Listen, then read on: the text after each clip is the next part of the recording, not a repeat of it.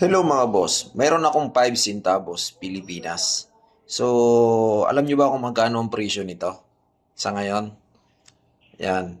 Pasilip ko muna sa inyo ng ang likuran nito. Ito. Yan.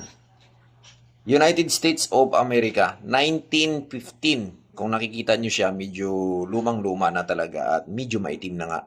So, ito yung collector ko na coin. 5 centavos na 1915. Alam niyo ba kung magkano ang presyo nito? Actually, hindi ko rin alam. So, hindi ko rin alam. So, dalawa itong aking collector coins. Actually, dati marami ako nito. Kalang hindi ko na nakita yung iba. So, yung ngayon, yung iba nakita ko, yung dalawa. Tapos, meron din ako ditong, yan o. Yan. Ito. So, meron ako ditong Hong Kong. 20 cents. 20 cents ito. Ito. Yun o. Medyo malabo. Yun.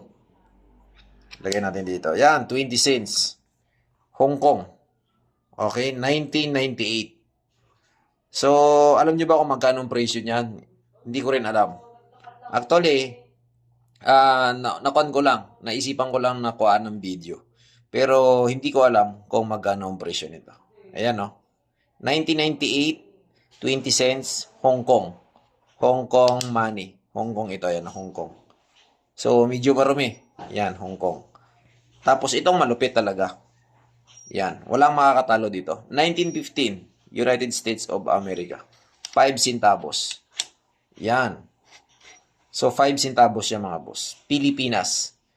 Hindi ko alam. So, sa mga gustong alamin, i-research nyo na lang sa Google. Okay? So, sa mga bumibili nito, yan, pwede. PM nyo lang ako dito sa akin. Or i-comment nyo lang sa comment section. Thank you for watching. God bless.